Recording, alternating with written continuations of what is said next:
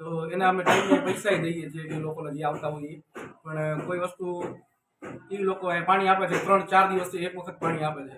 હવે આટલું બધું આવડી મોટી સોસાયટી છે તો એક દિવસે પાણી આપે અને 4 દિવસ ન આપે તો એને તકલીફ કેટલી પડે. અને આપણા અહીંયા પાણીની 24 કલાક પાણી આવે એવી સુવિધાની વાત પહેલાં થઈ હતી. જ્યારે મકાન એ લોકોએ અમને આપ્યા ને ત્યારે આ રીતની વાત થઈ હતી કે અમે 24 કલાક તમને પાણી મળશે, આટલા લીટરનો ટાંકો છે, આટલો લીટર તમારા ઘરે પાણીનો ટાંકો છે, પણ એ કોઈ જ જાતની આવે કોઈ જ સુવિધા નથી.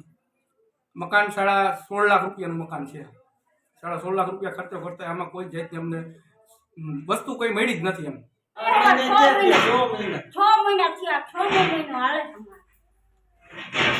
અમને કેવા છેતરી ગયા હે ને હું કંટાળી ગઈ. શું કરું? હું તો એટલી કંટાળી કે આ છોકરા મારા માંદા પડે છે ને તો મને આમ કીવી થાય. કોઈ રાવ નહીં. શેર તો દઈ તેલ લે. તમે ફરિયાદ કરી હતી? હા કરીએ પણ હજી કે જવાબ ન હાલ. ગટરનો મેન પાણીનો પ્રોબ્લેમ છે બરોબર. પાણી જવાકમાં નથી. પાણી બટાઈને ગટર ઉભરાઈને બહાર નીકળે બરોબર. સાર્વજનિક પ્લોટ સાફ કરવાનું કીધે એ સાફ નથી થયા બરોબર.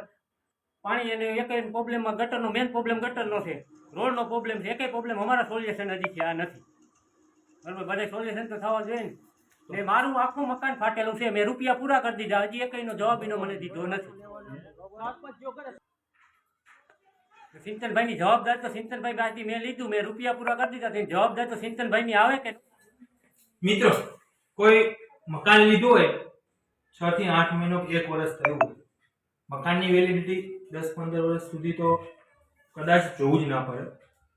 પણ આ એક પીપી રોડ પર સોસાયટી આવેલી છે, ત્યાં બિલ્ડરે કંઈક છેતરપિંડી કરી હોય ને લોકો જે હેરાન થઈ રહ્યા છે તેના દ્રશ્યો તમને બતાવવા જઈ રહ્યો છું. આ દિવાલમાં પાણી નીકળી આવ્યું છે સાવ એટલે સાવ. અને આની રમત તો જુઓ, કેટલો ભેજાબાજ કહેવાય. બિલ્ડર હશે કે પછી કોઈ એન્જિનિયર દ્વારા હશે, એના દ્વારા બનાવ્યું હશે, કોઈ કારીગર હશે. આમે દ્રશ્યો પર નજર કરજો.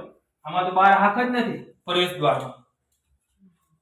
આ જુઓ, આની અંદર બહાર હાક જ નથી પ્રવેશ દ્વારની અંદર.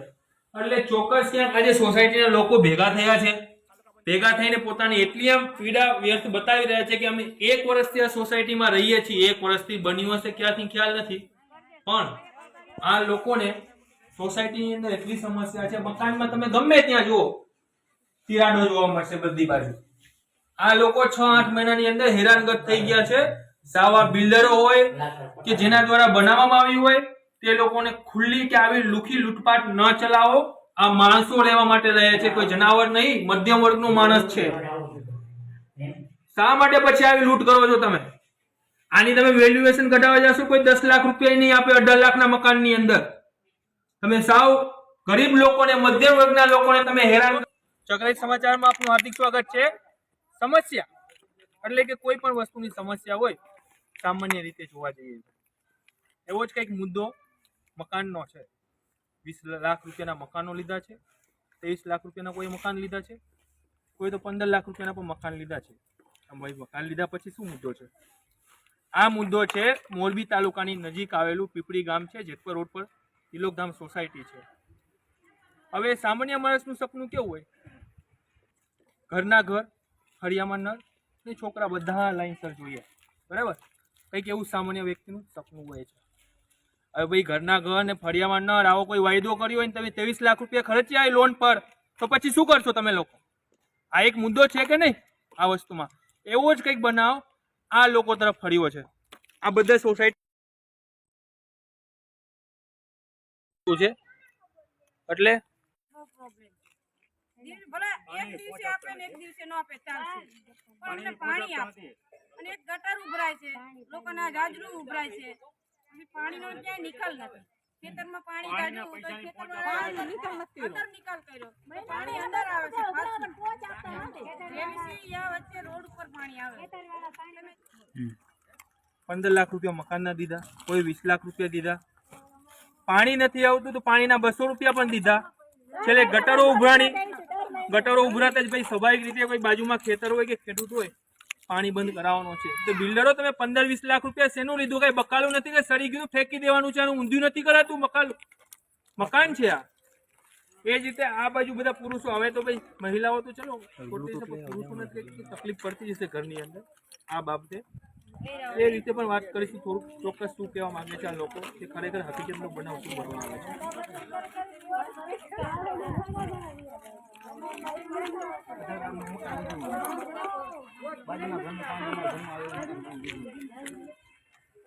ક્યાં ઘરનું બાજુના ઘરનું પાણી અમારા ઘરમાં આવે પાઇપ મકાન લીક બનાવી બતાવે. દીધું હોય એટલે પીવા માટેનું આવે કેવું પાણી આવે ગંદુ પાણી એનું ગટરનું પાણી અમારા ઘરમાં આવે બરાબર હવે બીજાના ઘરનું ગંદુ પાણી આના ઘરમાં આવે છે આ બિલ્ડરે મકાન આપ્યું છે કોઈ બકાલું નથી આપ્યું ઉપરથી ધાબા ટપકે હોય ને પાઇપલાઇન લીક થઈ શું કહું છું ઉપરથી પાઇપ લીક થાય છે ને ધાબામાં પાણી ટપકે દિવાલોથી કલરિંગ જેવી દેખાય કેટલા વર્ષથી મકાન મળો 1 વર્ષથી 1 વર્ષથી કેટલા રૂપિયા ખર્ચે 18 લાખ લો ભાઈ હવે આ ભાઈ શું કહે છે બીજાના મકાનમાંથી પોતાના મકાનમાં પાણી આવે પીવા લાયક નહીં આવતું ગંદુ પાણી આવે છે ને છત ઉપરથી પાણી ટપકે છે હવે વાત તો અહીંયા ખલાસ થાય છે ચોકે ચોકવા જોવા જઈએ ને તો મોરબીની અંદર બિલ્ડરો ક્યાંક લૂંટ લગાવી હોય બિલ્ડરે મકાન બનાવીને આ સોસાયટીની અંદર સાવ લૂંટ લગાવી બેઠા છે આ લોકો હવે આવાની મુદ્દાઓની સામે કંઈક ન્યાયતંત્ર સામે આવવું જોઈએ અથવા આવા માનવ પર આવા માણસો પર ગરીબોને ના લૂંટો